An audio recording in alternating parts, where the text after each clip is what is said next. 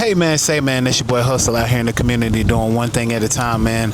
And I was sitting there one night, and my inbox went off, and I got one of the great rappers that came out of all over the world, man, but he's landed here in Fayetteville, North Carolina. Can you please tell me who I have with me?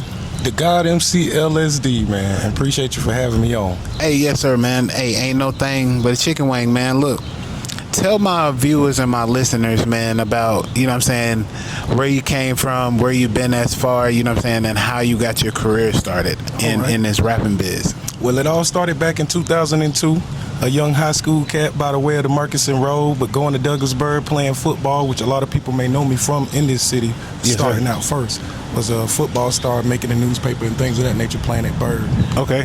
Translating from Bird, my uncle was already running a record label. How many yards did you have back in? I played linebacker and defensive end. I was more making tackles and sacks. Okay, how many sacks, during the season were you averaging? I would say anywhere between around 5, maybe to 6. No more than that number because I played around behind and with some good players as well. Okay.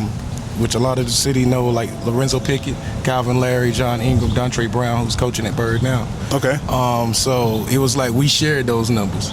When you on a team full of everybody getting at that ball, everybody getting at that ball. Yes, sir. Hey, much respect, man. So you say you were already running a record label, or your uncle was running a record label around about that time? Yes, he was. He come from being a singer himself. He had a singing group and everything, and then he figured to get farther involved in the business, you got to get into labeling, and you got to get into production, and you got to get into distribution, promotions, and knowing how to do that, you got to start a record label. And once he got that label off the ground, Big Game Records, it was about reaching out and touching the city. He come up with an artist named Little C, who was very successful around here and was already putting things down. He was able to touch groups like the Flamethrowers. He was able to touch Don Q. And it was like, all right, now the city's taking fire. And he's one of the main reasons why people was recording anywhere between 1999 to 2005 consistently. Man. That right there, just to get some history on, the Fayetteville rap scene, because, not saying that I'm not hip to the game, but I just see my brother, shout out to Big Cass, 910. He is doing, tremendously good work on, letting people know what it is in hip hop community. Right. So, that'll be another plug that you can go ahead and, shout out. Yes, see if you can go ahead and get your message out there, because there's a lot of outlets that I will hook you up with, to push forward with that. So in turn, how did that influence you to do what you do? I was in the studio. Right. Fairplay, one of his big time producers, he was from Miami, Florida. Okay. And he was producing, it was working on an album for a guy named Don Q, who come from out of New York, and he come down to Fayetteville to work on his album through Big Game Records. His label has pretty much paid my uncle for his production to manufacture his album. Oh. And it was big, it's like you got an album deal. So, this guy's in the studio, he's working every day, all time of night, all time of day. So I'm seeing this, I'm 17 at the time, and I'm like, yo, this is what I want to do. And so I'm in the studio at Fair, so I used to sneak me in so I could record. So he snuck me in, I did a demo, and it's called Earthquake in the Club. And I took it down to Myrtle Beach and played it in Liquid City on 6th Avenue South, Upon Drive. At the time, it was owned by Jay Prince Jr. Man, the song got a great reception. I knew that's where my avenue was at. It was like, okay, I play football, but man, I can do music too. You got a couple bars from that song?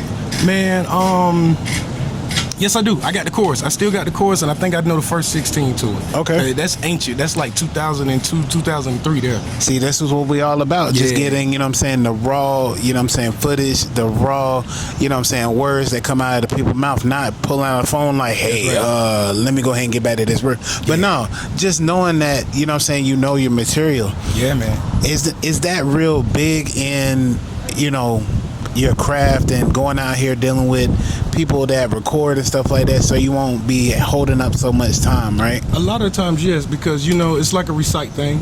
Once you write it down, you memorize it, it's there. It never goes nowhere. It's like it's part of you. Gotcha. It's like I bring the earthquake to the club every time I hit his major 995 on the Richter scale. Who paid you, right? That chorus never go nowhere. And then it's like coming into it, it's always for me rapping about what I go through. Yes, so sir. it was always about, I can kick my life experience any day of the week, any time of the week, because I'm giving you me. And I'm not having to say, I gotta cut out and play a role and be a character and try to spit this rap to you. Like some rappers have a gift to do. I don't have to name them, but people know that there are guys who write what's given to them and they just spit off of it. And that's okay, but I'm more of a person, I had to went through it, lived it, or experienced it somewhat to be able to put it on that paper, to be able to speak it out through my voice. And I mean, and that's right. I mean, you can't rap about something that you're not, you know what I'm saying, doing every day. No. You know, that's why I'm not having a hard time making the music that I want to make, but just figuring out what direction I want to go into, because I've been through so many life-changing experiences in my life, and, you know, just want to put it down on paper and put it out on wax and let people know what my story is. So I respect that. That's right. You know, give a time where, you know, you had to teach somebody, you know what I'm saying, how to do what you do. You know what I'm saying? Was there a youngin that came up to you and was like, yo, old school, how is there a way that I can go ahead and get into the game? I'm glad you asked that question, because I got guys that's going to be right now. One by the name of Chrome, out of South Side, South Beach, Miami, Florida, and the other name, KD the Hippie, out of Atlanta, Georgia, out of Daytona Beach, Florida.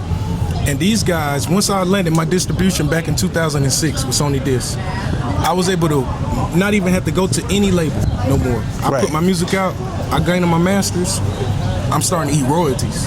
And I didn't have to go do major shows, I didn't have to get major radio play either.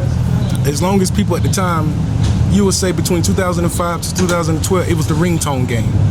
And if you had ringtone selling, you was making money. And people would book shows off of you based off how your ringtone is selling. Yeah, that was big back in the day. Able to catch shows when MTV and BT was still out heavily doing a lot of the summer festivities and a lot of the spring festivities. It was easier for us artists to get on different showcases. When Rolling Loud was invented and it started bringing in lower artists, it helped the avenue major. In 2007, 2009, we doing CIAA. We in Charlotte. It's the Young Dolph event. Oh yeah. And it's going crazy, but this is also the beginning of Rolling Loud, because Rolling Loud wasn't kicking off yet. But after that 100 shots happened, all of a sudden you get Rolling Loud, you get Firefly Festival, you get Coachellas. Things started getting major, and you could take an artist like myself, artists like Rod Wave at the time, artists even such as Kodak Black, and they could get on shows where they wasn't so heavily streamed, but people knew their music because it was starting to spread. Right. And then you could be on a show like Big X The Plug. Shout out to Big X. Me and him is on United Masters together. And I've been on United Masters for over 10 years. That's why I went and got my royalties and things straightened out there. And it was like, once you sign up with them, they put their people on your stuff, you own up all your masters and your royalties, nobody can come for you again. And now your own business and your own brand and your own trademark. So you can make your own deals with people. Yes. And people won't be, you know what I'm saying, shouting you out of your money and stuff like That's that. Right. That's right. Hey, look, make sure y'all got y'all paperwork doing and stuff like that, because from an OG like this, man, in the game, he's giving out nothing but gems right now, man, because y'all got to listen up. Everybody just want the quick paper. Everybody just want, you know, people to go ahead and sign them and put them up and stuff like that. But what are we really doing with, you know what I'm saying, the lyrics, the hustle, you know what I'm saying, getting out here for people to feel it? I mean, we can make 1,001 songs, but we might not know what song we have if we just keep on creating new music and putting it out. That's you know? right. I was told when I was 22, and this is what's made me become me, the first self-independent, unsigned, signed hype artist out of Fayetteville, North Carolina. Right. A man told me, he said, you got to give something in this game in order to get something. And I told him, I said, no, you don't. I said, if you can do it the way MC Hammer did it, the way Master P did it, they went out, they proved themselves. This is a time where I was working at KFC and I was selling my single out of the window, drive-through window for $5 a copy. And they would let me do it. My manager would be like, go do it. Get yourself on. Yeah. And so I'm selling CDs out of Sonny's right here downtown, Manhattan's that was right here downtown. Before they turned it into Sundays. That's right. Wow. I'm out here selling CDs anywhere I could, right? I get my college campus. I'm selling CDs. I'm getting my self-value, my self-worth up, so no label can tell me, well, look, we're gonna give you $300,000 on a signing bonus, and we're gonna give you $1 million promotion bonus. Oh. and this is all you get from us, and we need you to go make the money. And I'm looking at them, and I tell them no. I said, man, I can do that myself. I can self-promote myself, been doing it. I make my own money from my own street team, been doing it. I make my own promotion money, been doing it. So what can you do for me besides what I need you to do? And that's distribute me international, so I can get overseas and perform overseas to bigger and greater crowds. Right. And a label looked at me and said, you know too much. So here come B&R Entertainment out of Fairfield, New Jersey. They said, we'll work with you because we see at this time in 2005, what Jay-Z was trying to accomplish in 2010, I was already hold the mic up a little bit. What Jay-Z was trying to accomplish in 2010, I was on the verge of accomplishing in 2005 already. And it was scaring a lot of the industry. So when B&R Entertainment signed me up for the distribution deal, it shook the industry. It shook them because they never had an artist that come in and do that. At this time, I was the first and only artist to ever do this. I paved the way for guys like Young Dolph, Gucci Mane, Yo Gotti, YB, God rest his soul, XXXTentacion, who said that they didn't want to sign to no major label, but be able to run and network and do everything as a major label.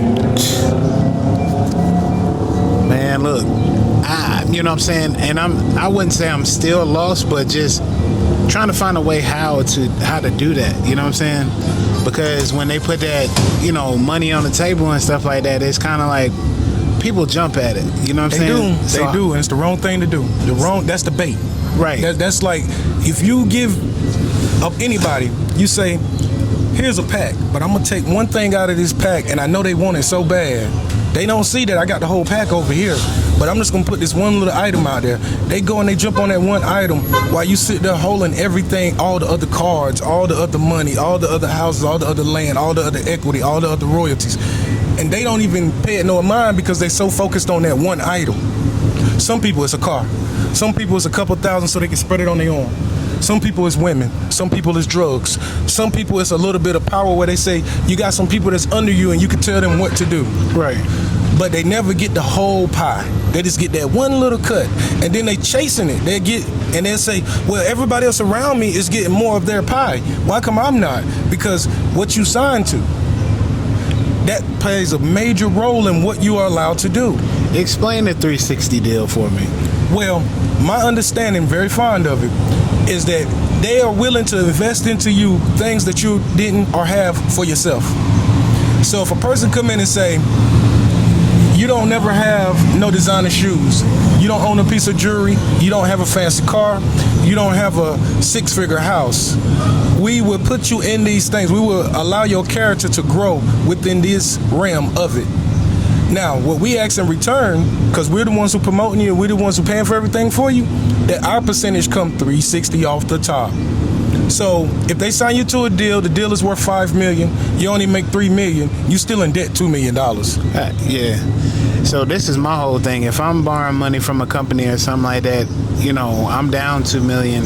I might as well, out of that $3 million, go ahead and give them back $2 million, and then just live off the $1 million that they gave me. Because that's a smart thing to do. If not, you know what I'm saying, then I'm in debt for that long. Yes. $2 million paying that back. That's the rest of my life.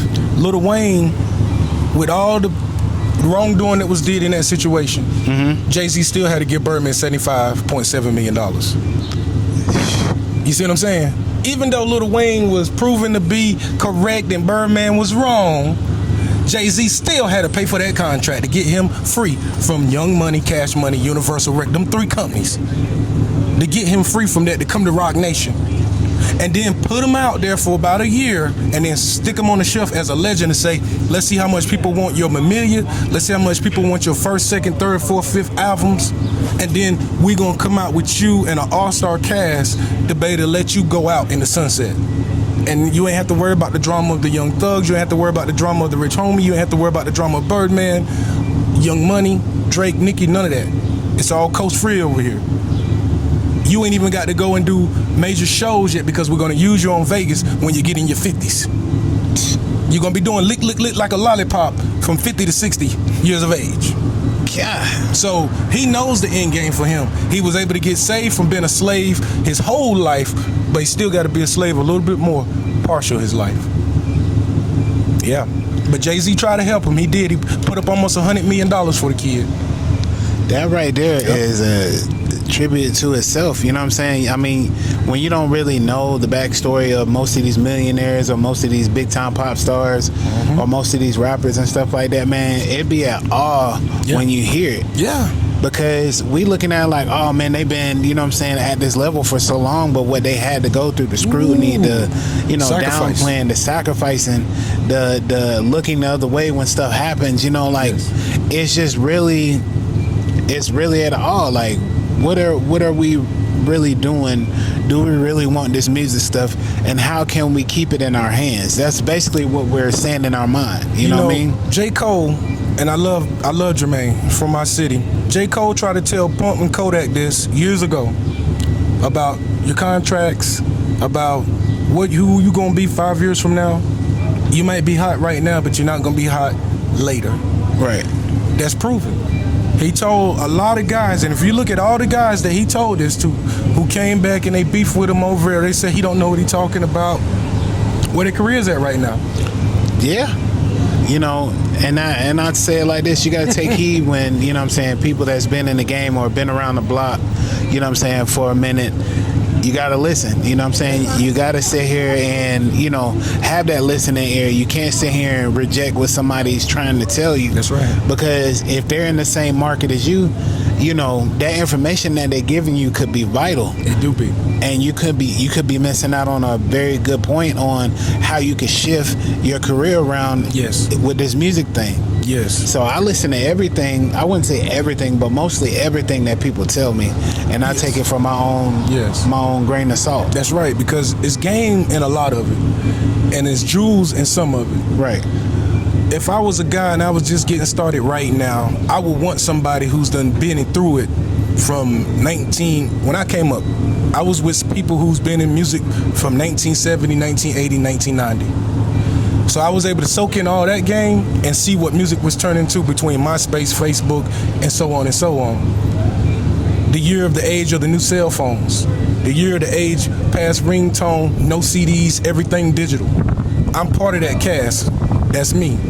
Now the new cast, they're part of the TikTok, they're part of the YouTube, Instagram, Twitter.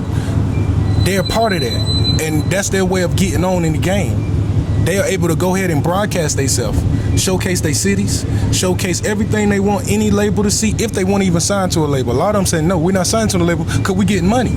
They selling merch. They doing everything they want to do, so by the time a label even think about stepping to them, they got to step correct. But it's still people signing. Well, we still see it to this day. Even XX69, he signed for $1 million deal. He said he signed his life away with cash money. No, he didn't. That was able to get his foot in the door to be able to be who he is. Right. A lot of people say, if I can just get my foot in the door. So yeah, they willing to take a hit because they know what they trying to do. But for the people who say, I need this to eat and I need this to take care of my family, build your brand. Build your trademark, build yourself. That way you can get what you're worth, if not a little more. That's understandable, man. You know, if you can take a hit, take a hit. Yes. But if you can sit back and, you know what I'm saying, build your brand to where you step into these rooms and your brand looks way more worth than what they're trying to give you, and you can still go in there and walk out with something, you know what I'm saying, that's a big deal, man. So my thing is, your whole entire career, was it based off in North Carolina, or what cities and states have you impacted, you know what I'm saying, with your music, or just the knowledge that you're dropping on me today? I started in North Carolina. I spread to South Carolina. I spread to Texas. I spread to Arizona. I put in California, New Jersey, New York, Philadelphia, DC, Florida, Georgia, Mississippi, and Alabama. And these are all places that, for us coming up, you had to go there. You had to go there. You had to post up at the bodegas.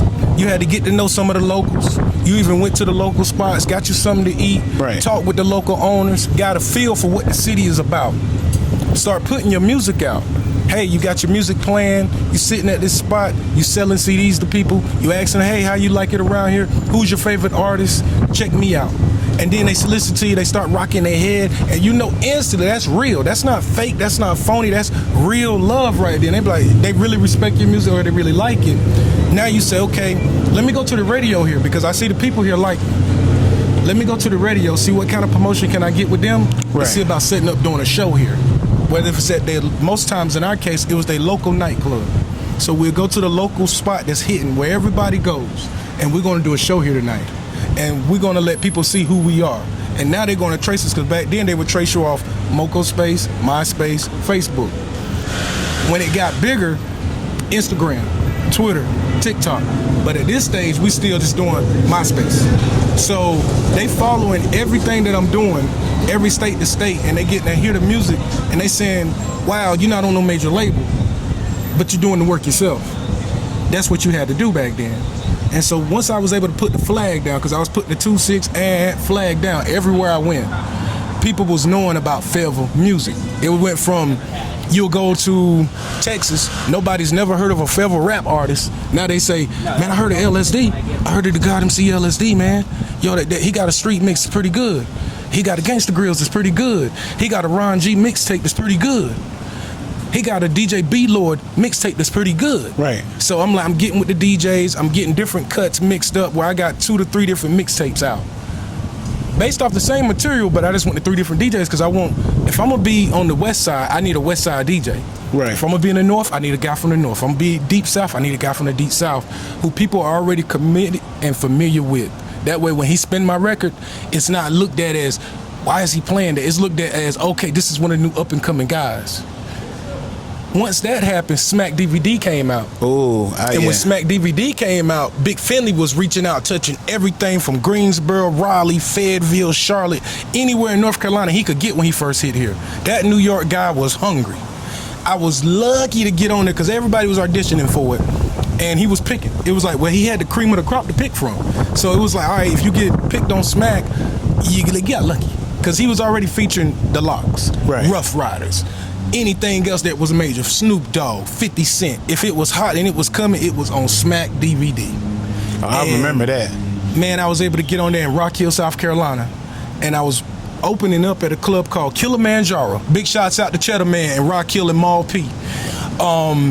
I started recording in Shine Time. Maul P bought me in.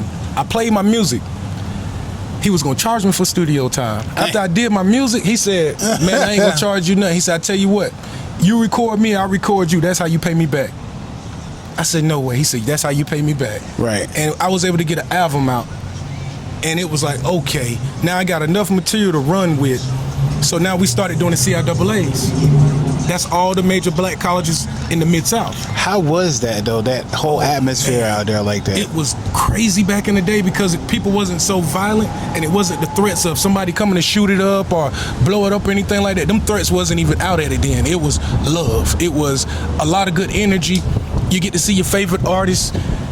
You get to see another favorite artist for free. It was food everywhere. People was there to have a good time. You go now, yeah, it's kind of dangerous. Now it's kind of dangerous. You go, you think it's a good time, but it's something going off in the brewing in the parking lot. It's something brewing before it got there. And then the way the artists are nowadays, you can't put NLE Chopper and NBA Youngboy people together. Nah, it's going to be an issue. It's automatically an issue. It's going to be an issue. So certain ones, and that's right here in the South. And they say, man, we got the hottest artists in the South, but we can't even get them all in one room because they're a crowd. Their fans are going to fight with each other. The artists ain't even fighting. Yeah. But their fans are going to take it to that level where you say, man, this ain't shit I should be. But what could change that, though, in your mind? Like, what would you like to see if we can have all the biggest artists in the South, in the North, and stuff like that in the same rooms? Because it ain't like back in the old days where you had Suge Knight and everybody in the same room at the Source Awards. That's right. You know what I'm saying? And they didn't even fight. They didn't even fist fight. They didn't even fight. Everybody was backstage. They didn't even fight. You know what I'm saying? Everybody was cordial. You know what I'm saying? They could walk past each other. You know what I'm saying? Say what's up and everything like that because it was business. It was business. But now it's like it's not even business no more. It's just everybody's taking it personal. What would you want to see? You know what I'm saying? Change with everything like that. What could really put it down? Right. Michael Jackson came out with a song called "We Are the World." You know what? And it had everybody in it. Right. If the rap game was to do a "We Are the World" rap song, and you put everybody in it, man, that'll do it right there. That'll do it. If you put everybody in it that's beefing with each other, and they went and said that we are the world, and everybody who on this side of the table, on that side of the table, but we are the world, because we are what most people tune into to see what they want to wear, how they want to act, how they want to conduct themselves, how they day gonna be, what kind of energy they gonna grasp for. They go to music. Right. And if we are the world, then everybody should be able to get on that record. Hey, how are you, sweetie? I'm doing all right. And put the record together where it's not a bad thing, but it's like, hey, we're coming together to say we're going to put our differences to the side, because music is bigger than what I don't like you for. Music is bigger than that. And it's not small where you can say, I'm going to put it down and we're going to beef. That's how small we're going to be. No. It's bigger than me and you. Because on that record, Michael Jackson was on there with people that they didn't talk to each other. They didn't get along with each other. Half of those artists on that song, that was the first time that they've been in a room with each other. Right. And I said, if Mike could do it, then why we can't do it? And it's funny that I hear it now, and I hear people come out saying after Mike and Prince done passed that Michael Jackson and Prince didn't like each other at one time. So, but they got it to where it was understood, and they can be in the same room, and it wasn't like that. It wasn't. It's called when the Jets and the Buffalo Bills play each other. It's a rival. Right. But man, when they take them pads off and them jerseys go off, it seems like those guys can go and eat together, and their family and kids can conduct with each other. Yeah. And they trying to hurt each other for millions of dollars.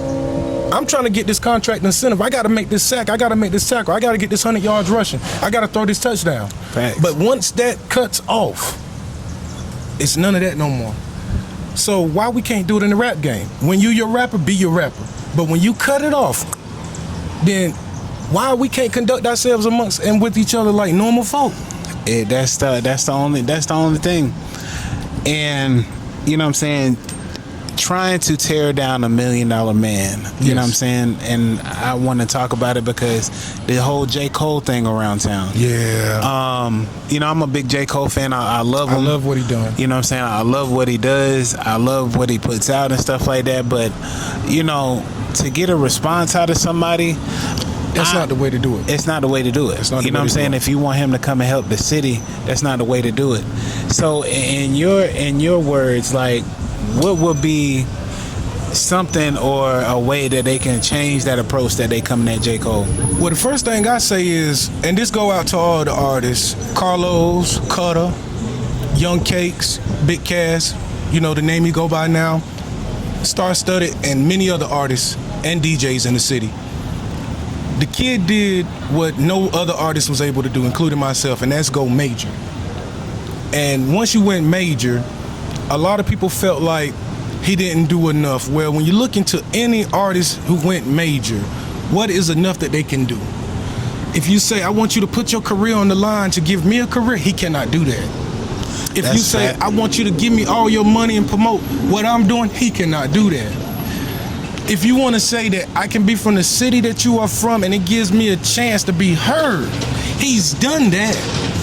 He's done the point where people are willing to put their ear to a city that they never put their ear to, not even when P.D. Pablo was talking about North Carolina. Take your shirt off, throw it around your head like a helicopter. And that's crazy. And he had to remix the song, you know what I'm saying, that P.D. did to, you know what I'm saying, not say to catch traction or whatnot or whatever, but like that, because P.D. had his own wave, you know what I'm saying? He had, you know what I'm saying, Carolina Panthers, you know what I'm saying? He had A&T and everything like that to help him out, push the songs like that. Yes, he did. You know what I'm saying? Movies. BB, you know what I'm saying? Okay. So it's Suge Knight later on down the road. Right. So it's not nothing that, you know what I'm saying, we're going against. No. You know, we're trying to get a response out of him and wanting something out of him that, you know what I'm saying, that's not supposed to be. That's not supposed to be the way to do it. Like, how can you sit here and tear down somebody's career? Nope. You know what I'm saying? Because he didn't make something solid for you, or he didn't put, you know what I'm saying, stuff in for you. He did. You know what I'm saying? Like, he did it. He got the light to shine on us. Without that light shining on us, none of these guys, if they was to go out about it the right way, right? I was reading the blog on Facebook. They saying this and that, and most of the city rap artists have seen it. And they're constantly talking about him putting on another guy from somewhere else. Well, what if that guy, which he has, put his cell phone to the point where Jay-Z said, man, this is a irresistible opportunity to get you in with me, because you already making so much way for yourself. Even if you didn't work with me, you about to work with many others, including 607 not the punk who's snatching up everything from Sexy Red and anything around the St. Louis area, including anybody else who said this kid is hot. Let me get him. Let me put him on tour. When you say right now, looking at that post, none of those artists on there is even ready to go on tour right now. If the man came to him and said, I need you on tour tomorrow, we doing 17 states, 48 cities. Are you ready? They not even ready. They don't even got the wardrobe. They don't got the music. They say, man, I'm only good for about 5 or 6 shows. I need to finish getting this recorded. I need to get some new material. No. You should have something that's been out a year already where you are ready to go. Right. Don't come to me and say what you have not done for the city when the city haven't even done it for itself. When the Atlanta artist was getting on, and this is the real life to that, they wasn't going back and saying, hey, Outkast, you got to put me on. Luda, you got to put me on. T.I., you got to put me on. Gucci, you got to put me on. They were making a way. They was making a way. Them boys was working. They was making a way. And they was working. They was even working against each other. They was making a way. And it was like, okay, so who put who on? Nobody. They put themselves on. And then they came out and they put their money together and they bought the buses and they went around the world and they put their music out. Didn't nobody say, Jermaine Dupri didn't go back and say, everybody. L.A. Reid didn't go back and say, everybody. No. They had to gain their attention. They had to do the showcases to get them to want to come out and see it. Facts. And it's like, okay, we got avenues here. My uncle used to beat up the VFW, the American Legion, the American Pie. He would have guys doing shows even right here downtown at the parks. He said, I don't care if I got to give hot dogs away to kids and burgers and drink and chips. We're going to bring people out. You're going to do your music so everybody can see you. And we not asking nobody to pay nothing. I just wanted to ask that in a positive light, because it's so much, you know what I'm saying, so much just negativity around it, you know what I'm saying, what he's not doing, or how we supposed to be perceived as a, you know what I'm saying, as a rapper or somebody that's claiming the Ville. There's a lot of rappers that claim the Ville, but you know what I'm saying? Like, he's not the only one that can save this city. No, we got to come together and do it ourselves. If we came together and did a showcase at the Crown Coliseum, right? If it came together and said Fayetteville presents, you know how major that would be? That would be very major. Because it ain't never been done. I'm 41 right now, been doing music since I was 16, out of this city and all around, and it's never been done where guys in this city have come together and said, hey man, let's throw our own showcase. We run this city. Let's throw our own showcase. You. We sitting at the table. Here's the money. Pow. Take it to the Crown. Rent it out. Let's sell the tickets. Let's use the radio, and let's make it happen. But why is that, though? Oh, man, because they don't want to get together and do nothing. They too busy on saying what one individual not doing, but he'll come here and he'll host a show at that Crown Coliseum and charge people $1 to get in the concert. And sell it out, bring Drake and everybody else. And I know everybody remember that concert, because that was like one of the biggest concerts ever, and he only charged $1. What concert was this? That was in 2015 when J. Cole did the Crown Coliseum. Oh. And he only charged $1 for the concert. Everybody, you only had to pay $1. And that's when he guest surprised Drake here. That's when the first time Drake ever been to this city, and the only time that he's been since I've known. Jeez. Yeah. $1? Yeah, $1. It was a $1 concert. Man, he had to pay a bunch of... He did. He kicked out a whole lot of money for that to take place. He kicked out a whole lot of money for that to take. That was to show the city love. That was like, yo, I'm putting the city on. This is doing the Forest Hill album. That was when he was putting the city on, man. He was doing the racetrack. Boosie. Who you think was bringing Boosie here to rap up there? J. Cole. All right. All right. So you know what I mean? It was like he was doing so much. He started as a DJ at Roundabout, already in music, went to New York, lived like a homeless man almost for a year to get himself in front of the right people. See, people want to go at him, but you got to understand his story as well. And you got to know, how did he come about? And what was his end game? Is it to make this city like Atlanta? No, that's not the end game. The end game is to say that we can make the city like Atlanta. We can make the city like New York. We can make the city maybe even like Charlotte. Because Charlotte booming right now, and it's like, man, it didn't take much for it to happen. All right, hold on. All right, so we back, man. Sorry for the inconvenience, but we were moved outside because of the rain. It started to rain a little bit, so didn't want to get the cameras or the mics wet or get us wet. But now we're back. But we were talking about the movement that J. Cole has created in the city. You know what I'm saying? Like, just the point of him even talking about the city, of how much as negative as it is, you know what I'm saying, how much people poke at him, you know what I'm saying, they try to get a response or get his help because they want him to change things in the city. Why is that? Well, because they feel like ain't enough being done for some of them, right? Right. And then the thing is, it's never enough done, so you got to put the work in to get it done. So if one person go out, they have a major selling album, another person need to go behind them and pursue the same thing. It's like if Cole got 2 major selling albums, 5 major selling singles, then why nobody else would rather say, let me go do it versus saying, Cole, help me do it. Right. And it's like, no, you make it happen yourself. You make it spunk. And then Cole may want to say, well, man, I didn't know this was in my own backyard. And that'll make a person want to do something with you versus saying you put up a post and it's all about nagging a person. It's all about trying to tear a person's character down. It's all about trying to say what they ain't done. But last I checked, they moved his mom out of here. They got the house up for the homeless. He's put up many of murals all over the city. He's done plenty of donations. And yet, they still feel like he ain't did enough. Well, how is not doing enough when you're not his next of kin? Right. And you say, well, what has he done for his next of kin? Everything. The man's taking care of his family. Right. And that's the main thing you're supposed to look at a person is their character on. What do they do with their self and their family? Before they do anything for any other person, what do they do for themselves and their family? Well, this you can see that he can take care of himself and his family well. Any business venture, you'll feel comfortable with doing with him because you'll say, hey, I know you're a stand-up guy amongst yourself and amongst your family, so I know you have no reason to be stand-up with me. But no, they'd rather say, man, you don't come here and do a rap song with me and I'm nobody. I'm somebody that's amongst the people, a local rap artist. Right. Feel like the big celebrity artist is supposed to come and do a song with them, co-sign for them, when they can't even co-sign for themselves.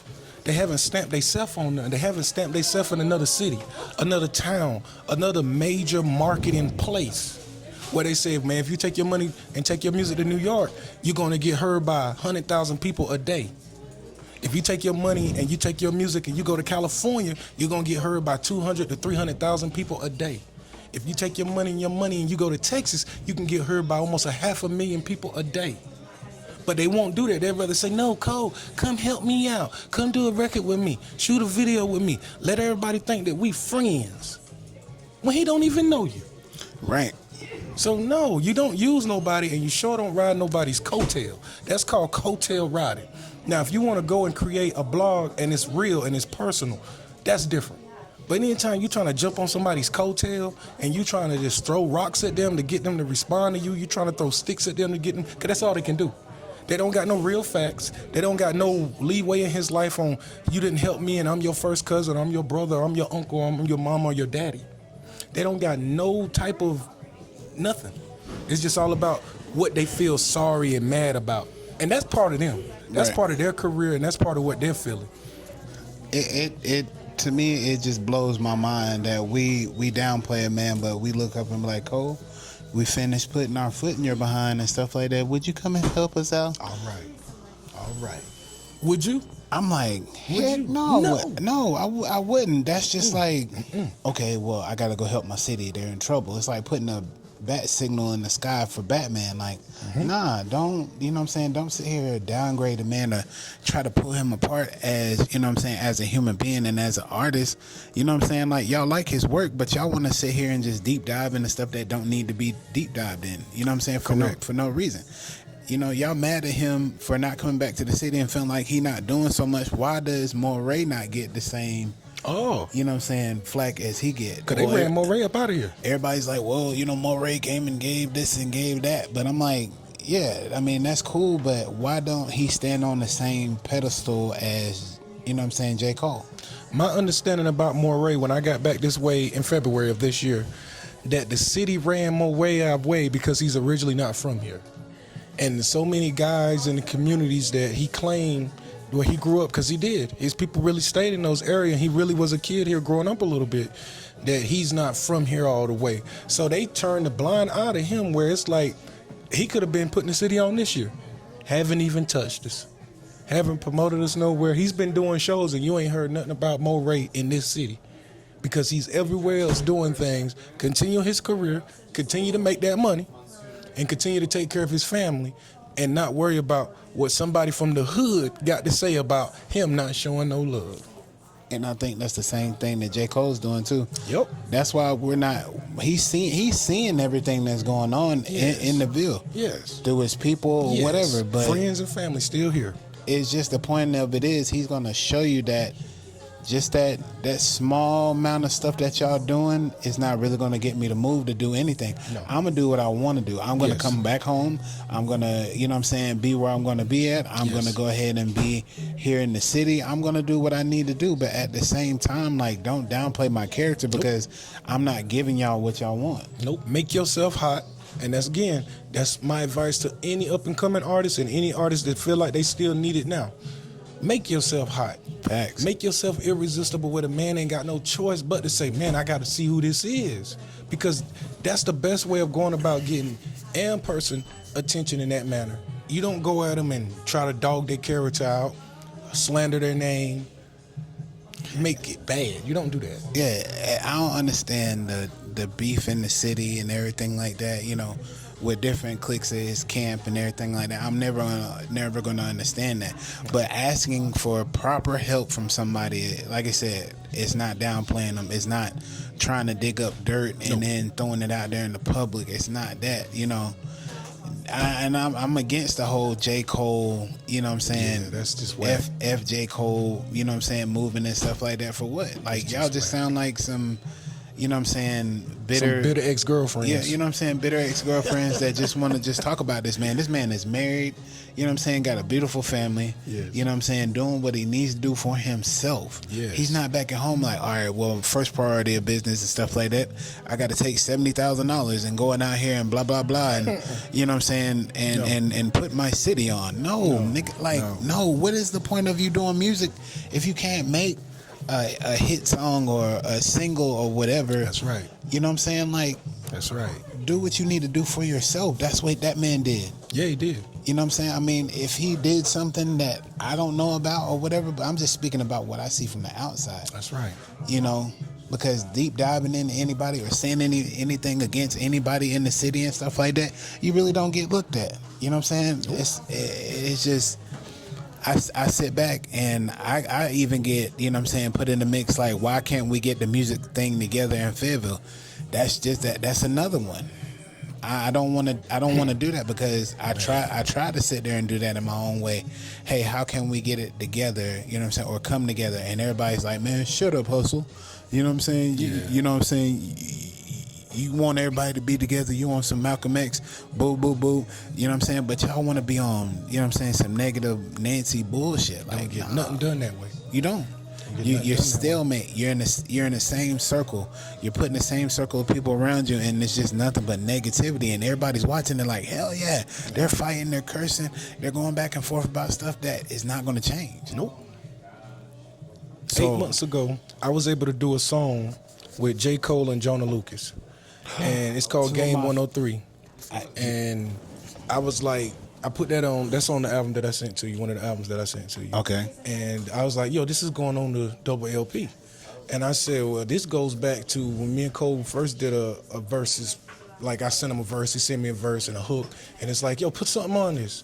And I'm like, word. So years later, come back like, yo, I got a song for us. It's me, Jonah Lucas. You want to get in on it? Now, I'm like, yeah, I'm coming fresh off VH1. Little Diamonds of Atlanta, big shouts out to them again. Okay. I appreciate all the work that they did with me and let me get on their showcase and do my music.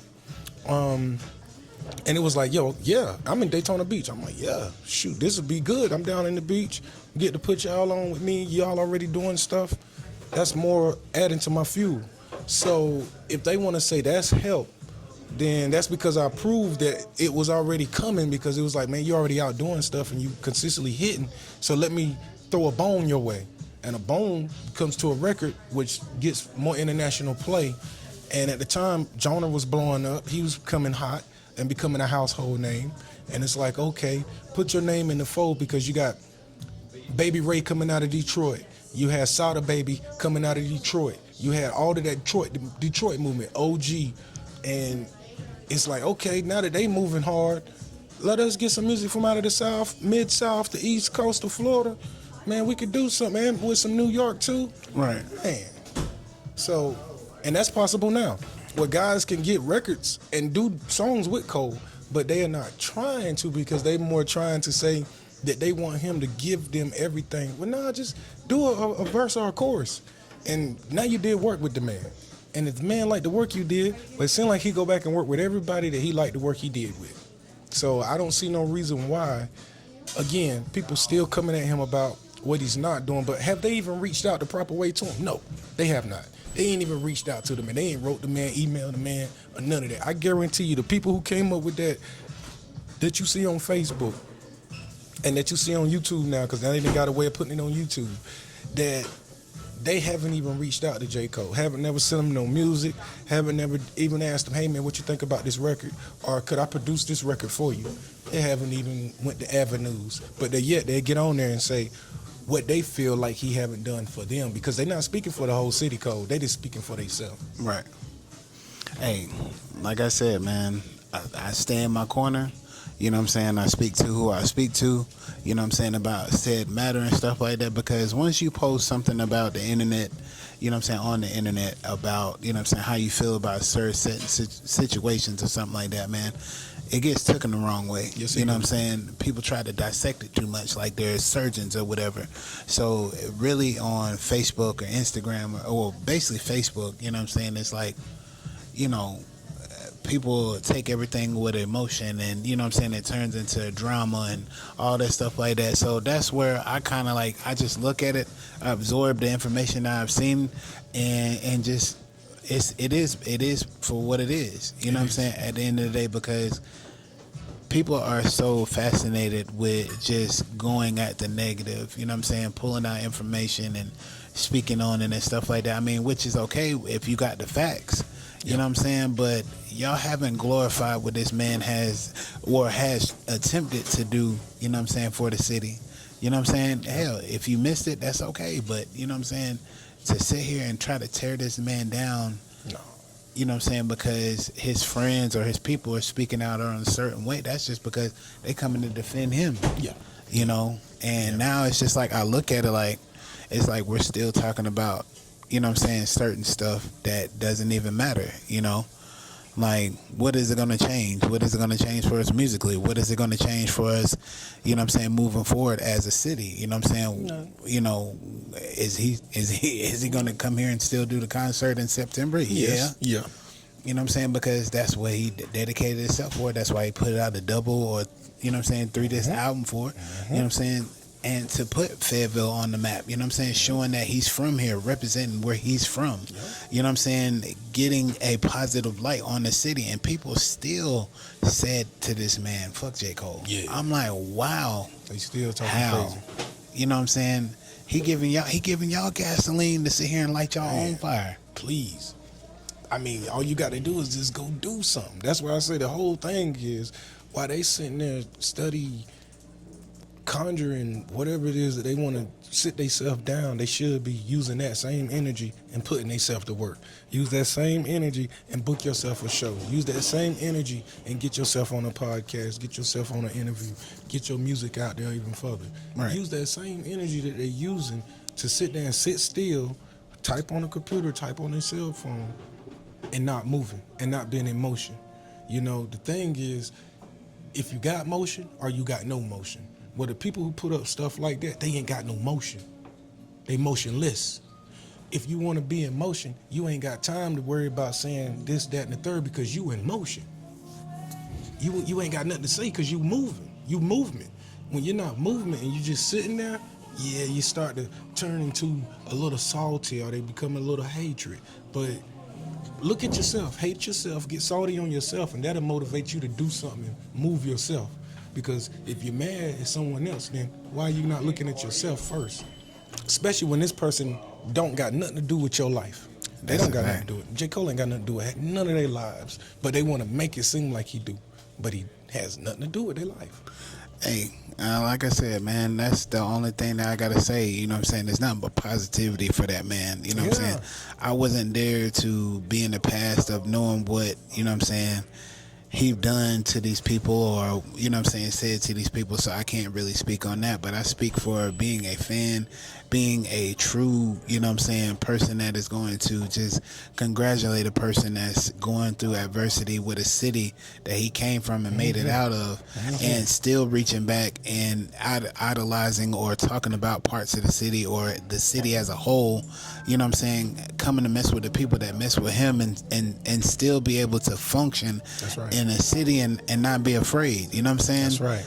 And my grandma always told me, man, hatred don't amount to anything. But positivity, you know what I'm saying, will move a whole mountain in rooms that you think that wouldn't even move. You know what I'm saying? So I get a lot of flack for trying to be positive and speaking all that togetherness and everything like that, but it's not up to me, it's up to y'all to sit here and, you know what I'm saying, make that movement happen. I'm only one person. And people asking me, how can I change? How can the media outlets change, you know, how the rap scene is going to go? We can't really do that. We can really put out the frustrations. We can put out what people are talking about. We can put out the word, but as a whole, like, we are not moving anywhere. No. You know, so I don't want to spin back around and say, how long did it take you to get these connections? You know what I'm saying? Like, because you say, you know, Sauce Walker, you know, you've been out there in Texas, so you came across, you know, Big X and everything like that. Zero. So, you know, Zero, one of the greatest underground rappers. Lil Kiki. I'm just saying, like, when I came across Zero, my cousin had put me onto it because he was listening to Houston music and Propane in the Chopped and Screwed and stuff like that. So we were real heavy on that because we loved how the beat was and everything, how it switched up, and it was just integrating in us. When Snoop Dogg came along in the 90s and stuff like that, we felt like we were wearing blue bandanas, khakis and everything like that, Chuck Taylors. You know, we really took on the change uptime of music. So from my opinion and stuff like that, listening to you and stuff like that, it's just like you're real embedded in everything that you did, and you made a way for yourself to get out of situations that you're in. You know what I'm saying? You were not like, hey, come and help me. No. You know, to be like that, you know what I'm saying, what would you tell, you know what I'm saying, a younger person that is going into, you know what I'm saying, the rap game, and, you know, what guide would you give them to be like, hey, this is what you should do? Well, the greatest thing that happened to me was after I recorded and my uncle did me a demo session, he never took and said, I'm going to put you on. You know, most times, like Sean Diddy did with his son, he put his son on, he gave him a record to do with Kodak. He put him on. But then you have producers and owners of record labels who won't put their kids on and say, go out and get it. Go out and show me this is what you want. So my uncle was able to do that with me. He said, I'm not about to put you on. I'm not going to give you a record contract. I'm not going to make you the hottest thing in the city, even though I could. Even though I could do these things for you. Show me what you got. Show me how bad you want it. And that's what caused me to go out and get into the adventures of first hooking up with Talent 2K in 2003 and making them be my agent. It's like, yo, look, I need an agent. I need somebody who's going to help me shop my music out. Right. And get me in places that I can't be in. Once he locked in on some deals, and he was like, I need you to do these showcases. You're not going to make no money, but it's going to put you in front of the right people that can potentially put money in your pockets. He was setting you up to put you in the in the room. So it's a big difference because he seen how hungry you was. That's right. You know what I'm saying? He wasn't around here finding out that you was asking everybody, Tom, Dick, and Harry, to, you know, hey, you know what I'm saying? I heard you got this going on. Can you put me on? No, you was actually, I was going doing shows, man. I was putting up my own shows, take it to the DJs, let them play my music in front of crowds. If they like it, I'll talk to the club owner. I asked the club owner, how much do it cost for me to do a show here?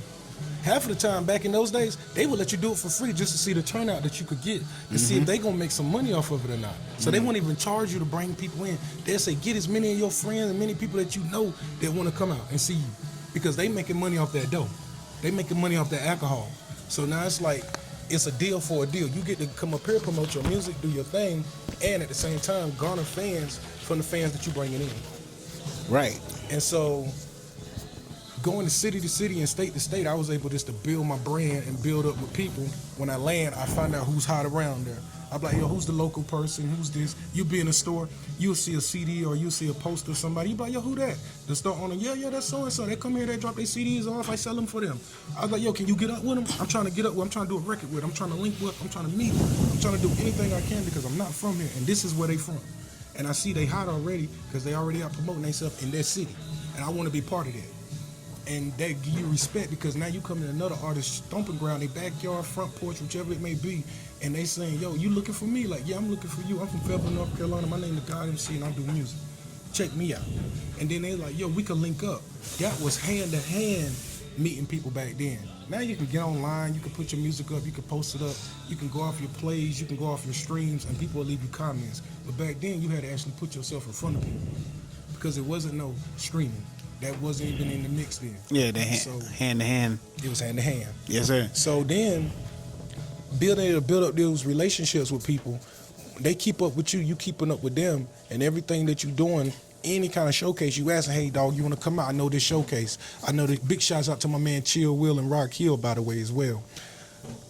They always sharing location, like, hey man, it's a show here, you can get on it. And then you do the same back with them. Hey man, it's a show here. Let me give you the promoter's name. Let me give you the person who's organizing this show and see can you get yourself on it. Now we starting to band up and everybody's doing shows with or behind each other in all these cities. So now everybody's knowing that we coming through. Eventually you can do a tour. And now you know you got a good tour with guys who've proven and already been doing it on the low circuit, as they call the chitlin circuit, and now trying to make it into the commercial circuit. So what's the difference of the commercial circuit versus the chitlin circuit? The promoters. Let me stop. But no, that is one of the major things, the promoters. Okay. The promoters in the chitlin circuit, they're more swigglers a lot of the time. These are guys who are not really part of that business, but they may be trying to flip some money. They may be trying to do a good thing with some money because they live the life that they're trying to get out of and get into the entertainment business. Right. Whatever the case may be, a lot of times these are not the professional guys who've been doing it for record labels and been doing it for places like Coachella or House of Blues or not even the NFL or the NBA stadiums. When you go commercial, you dealing with those people then.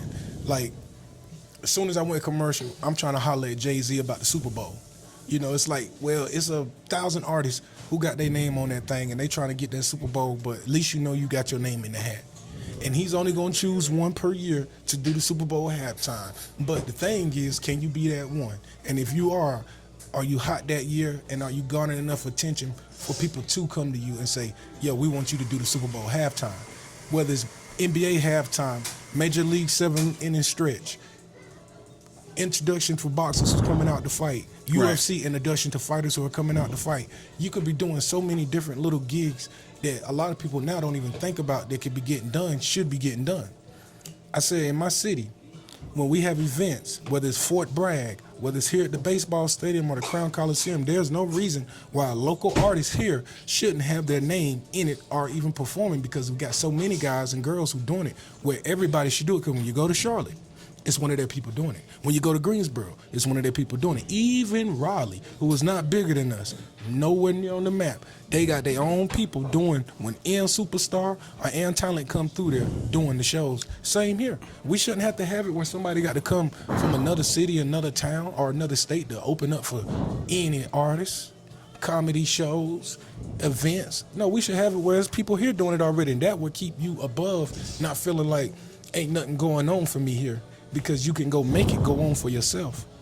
So in building that connection, people seen how hungry I was with doing that, where it's like, man, this guy take on doing shows and hosting and doing any and everywhere almost, where it's like he's making himself irresistible. Because now you see me on a high scale, low scale, in between scale, where if you catch me at your college, you catch me at your local park, you catch me at your local nightclub, you was gonna catch me somewhere in that city where it's like, well, he's here.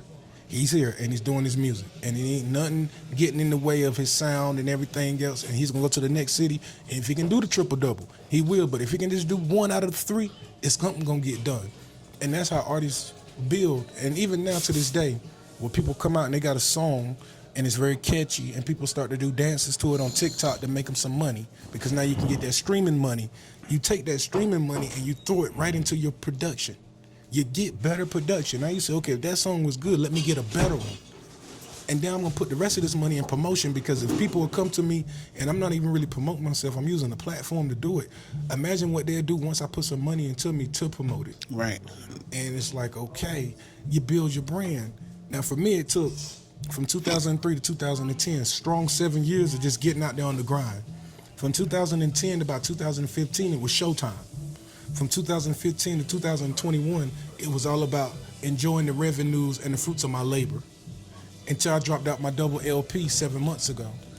Green Light District, and This Is For The Ladies. So now it's turned into, well, what do? I share that light with the younger artists who say, man, I don't got to go and climb that whole mountain no more, because you got the elevator on it for me. Right. And all I got to do is get on the elevator and hit the button and shoot up a couple of floors, as long as I'm prepared once I get to that floor, what I need to be doing. And that's a pipeline that I say, man, over 20 years strong. And to the point where Jermaine will come to me and I don't have to go to him. X will come to me, I don't have to go to him. Sauce will come to me, I don't have to go to him. They can come to me now, and it's like, what you think about this? Is this good? You want to check this out? You want to get in on this? And it's like, all right, that's what's happening. So it take time to build up these relationships. It take time to build up the respect. If you're a person who come out and you're a beef artist and all you want to do is beef with everybody, well then you got to be having some fans backing you, so that when you boo off all the other fans, your fans are going to be there for you. So if you want to do it the 50 Cent way, or if you want to do it the who else made they self off just beefing, and that's how they really just came up, besides 50 that I could think about that's really done it good and made they self into a hot commodity. Well, if you want to look into the LBGQ with Lil Nas X, because he did it. He beefed with everybody, including BET itself. Mm-hmm. So between them two, they was able to garner fans where they was going to stick with them when they was all said and done, that you done booed off all the rest of the people in the entertainment that said, I don't want to do with you. You're going to have to make it on your own out here, and nobody's going to work with you. Right.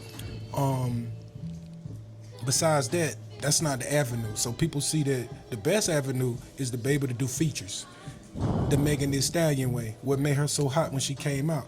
She did over 50 features in her first year. She was able to do songs with Young Dolph and Moneybagg Yo in the same year. We talking about people, labels that's beefing against each other hard at that time. And she got a record where both of them came out in the same month. That's crazy. And you say, and then she did it all around the world. She ran all around the board and was able to get every major artist that was hot or up and coming on a song with her. And Jay-Z knew this is what's going to win. This is what's going to win. J. Cole didn't come out and say, man, you ain't do me like that. You didn't let me do it like, no. That's what's in his avenue. It was Megan's avenue. The same with any artist that he touches, that he bring out, they all have a different avenue that he run with. Right. And for Cole, it was the avenue of saying, I'm going to turn you into a God MC. I'm going to turn you into... People say, how did you become a big three? How did you become, it's just between Cole and Kendrick, and Drake is the best. How did it come to that? How do you say you went from a guy who had just 1 to 3 albums, but now you become one of the best? Who said that? Who said that you one of the best? The people. So if the people say Cole is one of the best, Kendrick is one of the best, Drake is one of the best, and they gave him a title of the big three, and then the guys do a record, they fall out, Kendrick says what he says, Cole don't respond, Drake fights alone, he's still making songs, Kendrick yet to do one for this year, Cole got music out right now, and it's like, who won the battle? Well, it really wasn't never a battle. It was about, that was a year for Kendrick. That was a year for him to be hot. That was his tipping toe year where it says, there's nobody hotter than you in the game right now. Mm-hmm. But come next year and the years down the road, hey, J. Cole got an album coming out. Drake's still doing music. Nobody's career got stopped. Nothing got shut down. Nobody lost money. Not at all. But the people in it was, oh, this ain't right, or that ain't right, or he ain't saying nothing back, or this and that and the third. Nah, man. that don't build his relationships for down the road for such as artists that he got now, that he said, hey, in 10 years, I'm going to pour out into new artists and seeing what their careers can do. And can any of them career eclipse the career that I had? Because now it's all about trying to find somebody who can do it better than what you've done. When we're born as kids, our parents tell us to be better than them. When you in this rap music and you become an OG of it, now you want to see who's going to be better than you. Cole done got to the level where it's like, I want to see who's better than me. He had his moments with the Fade where he was out putting in that work and he was a lyricist and he was having the best songs and it was competing on top in Billboard charts. Now it's about who can do it better than me. And if somebody in my backyard, Fayetteville, North Carolina, can do it better, then they will put themselves in that position to do so because I gave them the light. He's put the big old light over us. Right. And all you got to do is just walk into it and do your thing and garner the attention of ears that's saying, yeah, we done heard of Fayetteville because of J. Cole. Because anywhere you go, people will tell you that's the reason they heard of us. And so with him doing basketball now, that's major. Because guess what? It might be an artist from Fayetteville who can go over to Beijing and do a halftime show of a team that J. Cole owned because of that. Because of that. It's like, man, the man became major international. Now he got a basketball squad. He even play for him. And imagine not even having that pipeline, but now we got a pipeline that take us straight into Beijing. Yeah. Where the average man here, they ain't gonna never see that place. They're not looking at the footwork that he's still putting in for, you know what I'm saying, for his city. Man, big time. He done made us international. He done made us international. But that's just because he says or don't respond or don't give the stuff back to the people in the city and stuff like that. Now we got to go attack your personal space, you know what I'm saying, your family, your friends, you know what I'm saying, stuff that you done 10, 15 years ago, you know what I'm saying, and make it relevant again. Oh, well, this is where he's born now. He's not really from here. I'm like, you know what I'm saying, but he's putting a staple into the city, you know what I'm saying, no matter if he was born here or not. It's just the point of it is, like, y'all just coming up with shit that's just, you know, oh, well, let me get some clicks and some likes and some bait and everything like that, and we're going to go out here and go fishing, you know. Whoop, whoop, whoop. But at the same time, like, you know, you're not looking at it like, okay, well, he's really putting in a line of work for us, the people that really want to do the work, you know what I'm saying? That's like, right. And that's why I'm saying, like, I don't understand that, and I never will understand attacking another person, you know what I'm saying, for their own gain. Snoop Dogg was born in Mississippi, but it don't stop Long Beach from loving him. See what I'm saying? Can we say Young Dolph was born in Chicago, but it don't stop Memphis for loving him. Got guys out there dying, shooting at each other. This man ain't even from there. He from Chicago. But it didn't stop the people from loving him. The same with Cole. You know, Michael Jordan ain't from here, but it didn't stop North Carolina from loving him. Because we're always getting attacked. Yeah. We're always, you know what I'm saying, getting put under the bus, you know what I'm saying, some kind of way getting criticized. But the people that's out here slinging drugs, you know, going to parties, doing whatever they want to do and stuff like that, you know what I'm saying, get glorified. And I mean, that's just... And that's short term. They short term, you know, people. That's just what it is, you know what I mean? But at the same time, you know, like you said, you got to make your own avenue. You got to put yourself on the map yourself. You know what I'm saying? If people see you and see your work and your body of work and they like it, then that's when they come knocking at your door. But out here begging and, you know what I'm saying, trying to ride somebody's coattails and giving, you know, just outlandish stuff, you know what I'm saying? I mean, yeah, you probably been there, but why sit here and just have a whole campaign about this man? No. That don't make no sense. No, it really don't. I was in Daytona Beach for over 10 years. I got to see the beginning of Rod Wave's career, the beginning of Kodak's career, the beginning of Little Pump's career, the beginning of XXXTentacion's career, the beginning of Juice WRLD's career, the beginning of Jackie O's career, the beginning of Tokyo Jet's career, and some of the others that names I haven't. Raz B. You'll say they was all doing shows, but not one time did any of them ever come up and say so-and-so ain't doing nothing for me, and they hot. You know, and that's a lot of artists in Florida, a lot of artists, and they all come up, and then they all music always get heard, and then the first thing they do once they get out is they say, well, you don't see Rod Wave and Kodak Black doing touring together. No. You don't see Plows putting Trick Daddy on tour with him? No. You don't see none of them actually halfway functioning with each other, but you never see them downing each other either. You never hear one talking about this one and that one and third. That don't even exist with them. When you go to Atlanta, you never hear the other one talking about this one ain't doing that for me and this one ain't doing, but they're talking about we putting the city on. We putting the city on. Same with in Fayetteville. Cut out the narrative of talking about Cole ain't doing this and Cole ain't doing that and get to the narrative of we putting the city on. We putting the city on. How can we do it together? That's right. You come together, you sit it down, and you say, this is how we gonna do it. You plan the board, and you run the script instead of saying, man, I'm worried about this percentage, I'm worried about that percentage. Nobody worries about no percentage. You know what you worry about? Is getting that light to shine on, then you can get to a percentage. Yeah, not even, you know what I'm saying, not even so much as worrying about the percentage. You know what I'm saying? It's just how people gonna act when they get in these rooms, you know what I mean? And coming up with that factor or just being scared of that and stuff like that, we're gonna be in a standstill. Yes. You know, yes. But that's when security and everything like that come through when you run these events and stuff like that. Yes, security gotta be good. You know, small escalations, you know, conversations and everything like that. People big. just gotta get their emotions under control. How do you not like somebody, right? That's never did nothing to you, that's never took no food out your mouth, right, and never stopped you from paying your bill? Hey, man.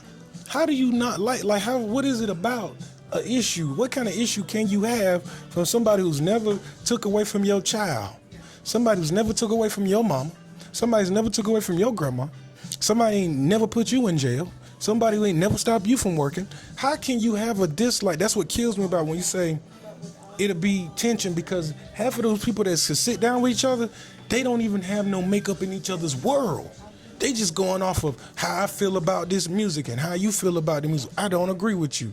Well, doo-doo. It's so much in life that people don't agree on, but they have to come to terms to find a gray area, which is my favorite color, a gray area, to say, okay, man, this is what we can do. And so once that take place, again, like you say, we get these people, we sit everybody down, and everybody had a chance to talk. Nobody says, hey, I'm going to overtalk you, you're going to overtalk them. No. You speak your piece, you speak your piece, you'll speak your piece. The whole narrative is, how do we come together to do this one thing? Once you get your differences out, now, how can we tie it all up so that we can get this one thing done? Get your difference out. Say what you don't like about him. Fine. But now, how can we get together and make suggestions with each other on how to get this one thing did? This one thing did. Now that you can get all out there what you don't like about each other and how you don't like each other, right? Now let's suggest, how can we work together? How can we work together? That's the biggest thing, man. But coming up from the background that you came up from and stuff like that, how easy was that versus today? I understood the business watching it, and my uncle teaching me, and Fair Play teaching me, and Chris Pettit teaching me about the contracts, the language, the lingo, the business, the savviness of the business, the nature of the business, and how you use who you are as an artist, your talent, to gain what you want. And having that inside look, I didn't ever have to go into it and say I was wowed by anything. I wasn't wowed by no contract. I wasn't wowed by no women. I wasn't wowed by no parties. I wasn't wowed by fancy houses and big big nice cars, pieces of jewelry. Stuff didn't fancy me. It was like, okay, yeah, that can come with it if that's what you choose. But if I'm trying to get to the bigger end of the pie, I don't want none of that, because I need what I want to get out of it. And none of that stuff, I can gain all that later. But what I want out of it is the ownership. What I want out of it is what I put in, I want to get out 10 times fold. I don't want to say, well, I did this for a little while and I did that for a little while. Life was good, but then I fell off. No. I did this, I did that, and I kept escalating. And I kept getting higher up the ladder to the point where I'm at now, where I'm comfortable enough, and I'm making money while I'm asleep. I'm making money while I'm sitting here talking to you. My kids are doing good. Bills are paid. Life is good. So it's like, yeah, this is what you want to get to. And then you want to get even more comfortable. I want to be even more comfortable where ownership in the businesses stem from royalties, and things that I put down for 10 and 20 years are starting to take care of things financially. You got to put in the work. You got to put the work in. You got to put yourself out there for the exposure. And every good, as they say, every person with a dollar don't mean intentionals to be well. So some of you do got to understand, okay, this person is offering me this money. Do I want to do business with them? Or can I bypass them and gain 10 more business ventures just because I didn't take this one venture that could cause or taint my name amongst other people in the business? Right. So you got to choose your avenues very carefully. And once you get on the right avenues and be on the neutral side of the fence where it's like, I'm not leaning to the left, I'm not leaning to the right, but I'm in the middle. And everything that I do stays in the middle. And anybody want a piece, they can get a piece on the left or the right, but I'm not swaying myself to either side. I'm staying neutral. You'll gain a longevity in career of doing the music where it's like, well, I went from this being, as some people say, a gangster rapper, a knowledge rapper, a lyricist, a feature artist, to a point where you can say I got a Vegas song. And I can know when I get 50 and 60, I can perform this song at Vegas and we can break bread off this because they know it'll gain enough attention where people will come and sit down and watch this show, even though I'm Big Daddy Kane's age. Okay. So I got to ask this question too, man. Who are some of the big artists that you met along the way that dropped some gems on you that you're carrying still to this day? Like if you can name 5 of them. The first one is Juvenile. I met Juvenile back in 2010. We did a showcase out of Rock Hill called Rock the Rock, Okay. North Carolina versus South Carolina. And we brought artists from Charlotte, Rock Hill, Greensboro, Kingston, North Carolina, Columbia, South Carolina, Kannapolis, North Carolina, Spartanburg, South Carolina, and a couple of more cities. If I'm leaving any out, forgive me, y'all. And we threw a showcase out of the Rock Hill Auditorium. And I was able to meet Juvenile because his son, Juvie of Varsity, at the time, they was in a group called Varsity. And he was just bringing his son out. He was like, hey, this would be a perfect event for me to bring my son and let them get their feet wet. Right. And when I met him and he was telling me, because my first question to him was, man, Birdman did you wrong. And he was like, I didn't understand the business. And he didn't know how when he came out of his contract with Warriors Music, and I said, I was in a contract with them. I remember when they discovered you, Eminem, and Pharoah Monch, and Talib Kweli. I was with Mr. Vavosa in Fairfield, New Jersey when they discovered them boys. And I'm like, he's like, yo, you know them? I'm like, yeah, man, Mr. Vavosa was the CEO. He's like, yeah, big fat ass Vavosa. I said, yeah. And then we started talking right then. And we went into it, and he said he didn't understand the industry, and if he had known what he known now, at that point in his career, he would have been a lot ahead of the curve, even all the way back down to, which we don't know, a lot of people might not know, he's never going to own 400 Degrees. That whole album, to back that thing up, the G Code, none of that stuff, he's never going to own it. It'll always go to Birdman and Manny Fresh. And so, but if he known what he known, it would have been done different. And he just would have did an album deal. And the single deal would have came straight to him. But that's the game sometimes, especially when your contract gets sold to somebody else. So the second artist that I got to meet, and it was like, man, it was mad game, and it was Jules, and it was love. Bankroll Fresh. Bankroll Fresh was coming out, and he was independent, and he's on the circuit, and he's doing his thing. Bankroll's that dude. And I'm in East Atlanta. I'm down there with my pops, and me and him talking about Rollo. And I'm telling him I want to get down with the West Side, and I need to get up with Rollo. I need to get a song with him. He's the realest thing in the city, blah, blah, blah. He's like, yo, I'm the realest thing in the city. Next thing you know, we got the remix to Behind the Fence with me, him, KD the Hippie, and Alumis out of Connecticut. And he's like, I'm coming down to Daytona. Nice. Well, God forbid that he wasn't ever able to do that venture because his life was cut short. Yeah. But I was able to get to work with him and meet him and sit down and talk with him because we on that same thing of, man, you independent, I'm independent, and we getting numbers out here, we getting fans, we doing shows. And it was love. It was love.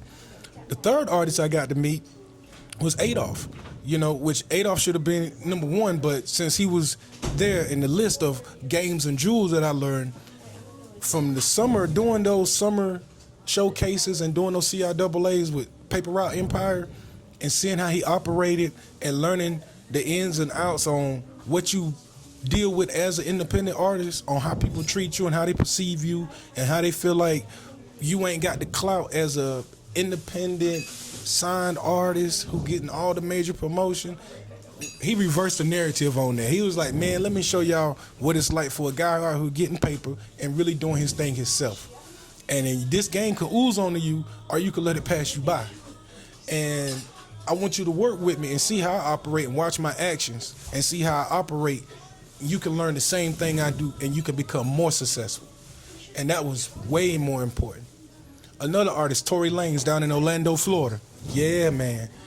That's what got me more equipped with United Masters. When Tory Lanez sold 1.5 million in a week of his mixtape on United Masters, and he was running around Florida promoting it, man, it was like, yo, get out of town. He's all in Daytona for a whole week straight telling any and all artists, if you got a hit song, you think your song that, put it on United Masters, and you could get streams and get paid and get 100% masters and royalties of your music. That was awesome. It was like, yo, I got to sit down with Tory. I go to Orlando. We sitting at the convention. I'm like, yo, Tory, man, what gave you the emphasis on giving people this game? He's like, because I'm tired of seeing people being treated wrong. I'm tired of seeing people get the short end of the stick. I'm tired of seeing these artists not really get to reach their full potential because they got so much scrutiny and over their head with these contracts that they can never get out and beat them. But with this avenue, they can stay them and never even have to join up to a label and still make money on all avenues, shows, streaming, podcasting, whatever it may be. When your name, your music, or your production is used, you can receive royalty for that. That's a fact. I'm like, gravy. And that last artist, well, anybody in Florida, if you go to Florida, and this is for any artist, there's one OG down there that you gotta link up with, and I advise anybody to. His name is Uncle Luke. Uncle Luke, my uncle and Luke are very tight friends, but besides them two being tight friends, as me getting into the game and being able to link up with Uncle Luke and soak in that game, you talk about a guy who had to go through the United States government for us to be able to get the music out that we doing right now to this day. And I'm talking to all you artists with parental advisory. That's all of us. It would never be able to be put out if it wasn't for Luke. Understand that Luke had to take on the whole Constitution and get a whole new law written up for this debate to take place this day. If this would have never been passed through, we won't know no Eminems, we won't know no 50 Cents, we won't know no Carly B's, we won't know no Megan Thee Stallions, we won't know none of them. Because their music would never been able to come out. Music would never been able to come out. Gorilla, music would never been able to come out. So you'll say, Luke is that dude. He's that one where it's like, man, if you ever get a chance to sit down and talk with him while he's living, do it. And I tell any and all artists that, go talk to Luke. My next artist I want to sit down and talk with is Big Daddy Kane and LL Cool J. If you can make that happen, put me in the book bag, because I'm trying to go. I got you, man. I got you. Cool J is really a good sit-down guy. When he got time, you reach out to him, which I have. His schedule is hectic. But he said once he get the time, he's willing to do a sit-down. People like that. If you can put me in, if you can put me in the avenues and stuff like. If it become green light for me, it's gonna become green light for you. Yes, sir. Hey, look, that's all that I'm saying. We helping each other out, you know what I'm saying? He's trying to get back onto the music scene and stuff like that. And just in return, you know what I'm saying, showing out how to help each other. Yes, sir. So we're not out here, you know what I'm saying, like, dang, how can we find some other people to put? No, it's two people coming together or a group of people coming together, like, how can we make motion for ourselves? You know what I'm saying? Shout out to Cammy Got Bars, you know what I'm saying? Shout out to Mac the Black Sheep, you know what I'm saying? William Prize, you know what I'm saying? All them guys and stuff like that, man, for out there doing what they got to do and pushing every day, man. Because every time I, you know what I'm saying, cut on my, you know what I'm saying, my post notifications and everything like that, you know what I'm saying, they are the first people that do pop up because they are believing in their craft. They're believing in that no handout thing and stuff like that. They're going with the group of people that's going to push them. So like my man Larry is saying, man, y'all gotta understand that the avenues that y'all choose is where y'all gonna be stuck at. Yep. You know, so Hustle Man is not out here just saying, you know what I'm saying, oh, he's against the city and he's just a, you know what I'm saying, he's against for, you know what I'm saying, he's against, you know what I'm saying, stuff in the city. No, you know, I don't just want to talk about the negative. I want to shine light on the positive because, you know, he's doing a lot, you know what I'm saying, out here, if you know it or not, you know. And people like, oh man, bro, you don't know what's going on in the history and everything like that. I mean, I might not. But what I'm looking at is that I'm looking at what the effort that he's putting again, the groups of people that he's getting with, and that's making the change of the narrative. So me staying on the line and on the lane that I'm in, making it for myself, yeah, I don't like none of the negative stuff. So therefore, you know what I'm saying, for me, please, I say it like this: find your way on your own, and stop asking people to do shit. Yup. That's just what it is. You Too know, many avenues now. It's too many. too many avenues. Create something. You can just create any little thing. Walk it. I watch Carlos do it every day, and I tell him, I said, man, I wish you would change the narrative to more on yourself than more you linking in with the FJ Cole thing. But if you was to take that same focus that you're doing on that and put it with yourself, you would have been on Los. You would have been hit on any circuit. But you're too busy coming with the narrative nation where it's like he got to change that and positive himself. And then he could push himself anywhere he want to go. And that's any artist here. Get off the narrative of trying to smut up J. Cole. Trying to mud up J. Cole. That ain't the way. No, the way is it's not the way. using what you got and making it hot. And then you get into avenues that says, if J. Cole did a song with you and he didn't give you your right percentage, or if J. Cole took your verse off his song and y'all came up with a deal, like Cameron, right? And Cameron and him is on the podcast and they're talking and they sitting right there with each other. And he's like, yeah, man, I took you off the song. And Cameron's like, yeah, that was messed up, but you know, I still had to get straightened. And he still got his money, he still got his royalties, and the video never came out. But they sit on live podcasts and talk with each other about a disagreement on something that was agreed upon. And we talking about, like you said, at that time, Cam was hot. Mm-hmm. Suck It or Not was #1 on the Billboard. And Jay was just coming out. And it was to boost his career, and he still didn't even use it. He still didn't even use the avenue that he had with one of the hardest artists at the time.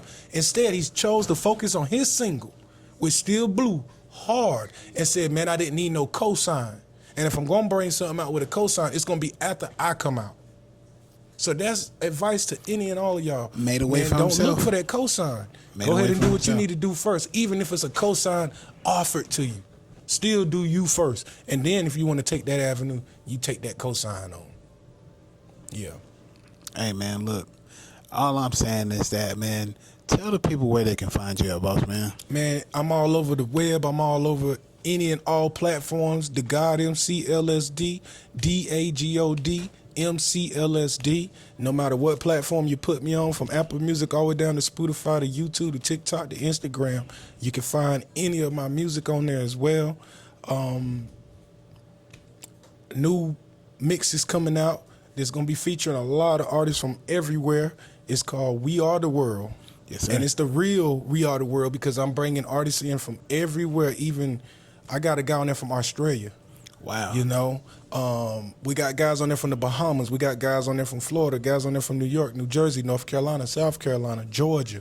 It's going to be a double, right? Because it's so many, it's got to be double. But that's not going to be all the music, because more of the music will be featured online, where people are just doing their songs to compete for slots. So the people that don't win a slot on that mix CD, the double mix, they will still get plenty of potential to be promoted hard, to get heard hard. And any venture and shows that we do, it's always going to be an open and closing act. So guess what? Those same amount of people who didn't even get to make it, they still going to get to make it.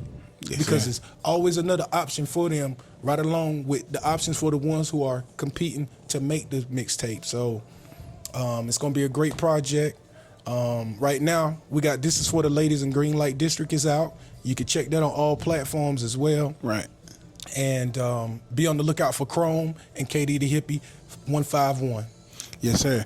Hey, look, man, I just wanted to give you your flowers, because today I didn't know that this much knowledge was going to be dropped on me, yes, you know, and people like, how are you going to make your avenues, you know what I'm saying, with this and that, you know what I'm saying, how are you going to, become something? How is your podcast going to be this? And I say it like this, you know what I'm saying? Shout out to my boy Block Burner, you know what I'm saying? Shout because without him, you know what I'm saying, knowing who he knows and stuff like that, and sending people, you know what I'm saying, my way, or whoever sends people my way and stuff like that, man, I just want the people to know that I am forever grateful for, you know what I'm saying, given the fact that people even think about me, for have people to sit down with me and stuff like that, man. So I never take anything for granted. You know what I'm saying? I try my best to be an upstanding person and do what I need to do. But just for people to, like this Mr. Larry, to come down and sit down and spill out his story so people can know that, you know what I'm saying, it's not just who you know, it's what you do and how you do it. That's you know, so Mr. Larry is showing that he's still getting out here. He's climbing. He's understanding, you know, his lane. He's not overstepping anybody. He's not trying to be bigger than anybody, but he's trying to figure out a plan in his head. How can we still be on the same lane, but work together and make this thing grow as a city? That's what I'm saying. That's the whole message of today, man. And I appreciate you, Mr. Larry, for coming in, man. Yes, Appreciate you, Hustle, man. Hey, look. It's another great interview, and it's another great episode from Hustle Man Podcast, man. Y'all have a great one.